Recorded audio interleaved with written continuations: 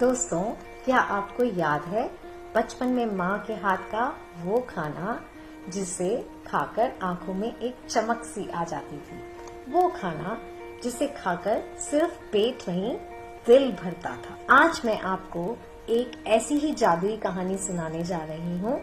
ये कहानी है एक चूहे की जो खाने की ताकत को समझता था। उसने दुनिया को दिखाया कि जुनून और कला किसी भी रूप में हो सकते हैं।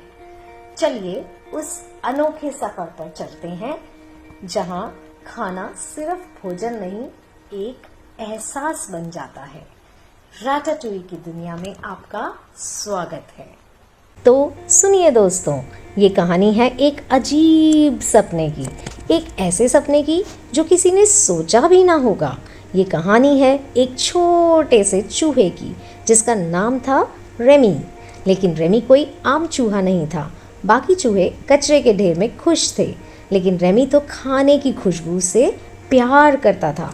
वो एक शेफ बनना चाहता था, जैसा कि उसका आइडल ऑगस्ट गुस्टो एक महान फ्रेंच शेफ था।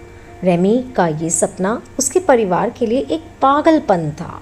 उसके पापा और भाई उससे समझ नहीं पाते थे, लेकिन एक दिन हालात कुछ ऐसे बने कि रेमी पेरिस के शहर में पहुंच गया और किस्मत उसे सीधे उसी रेस्टोरेंट के अंदर ले आई जिसका मालिक कभी उसका हीरो गुस्टो हुआ करता था।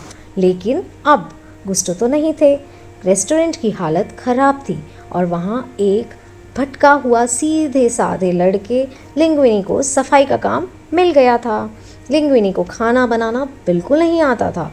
एक दिन गलती से उसने एक सूप बिगाड़ दिया। यहीं से कहानी में मोड़ आया। रेमी ने चुपके से आकर उस बिगड़े हुए सूप को ठीक कर दिया। लिंग्विनी ने ये देखा और उसे समझ आया कि रेमी के पास कुकिंग का जादू है।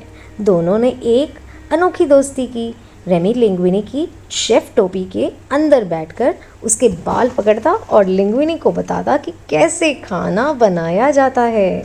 ऐसे ही वो एक टीम बन गए, एक इंसान और एक चूहा। दोनों की मेहनत और रेमी के टैलेंट ने रेस्टोरेंट को फिर से मशहूर कर दिया। लेकिन कहानी में एक और मोड़ आया जब एक सख्त आलोचनात्मक फूड क्रिटिक एगो उस रेस्टोरेंट में खाना चखने के लिए आया। ये वही एगो था जिसकी वजह से गुस्टो का रेस्टोरेंट बर्बाद हो गया था।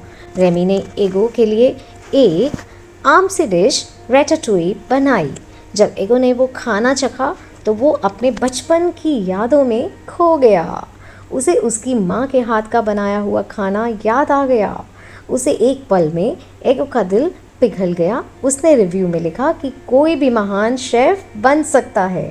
अंत में रेमी ने साबित कर दिया कि हुनर और जुनून किसी की शक्ल और साइज़ के मोहताज नहीं होते, चाहे वो एक इंसान हो या एक चूहा, छोटा सा चूहा।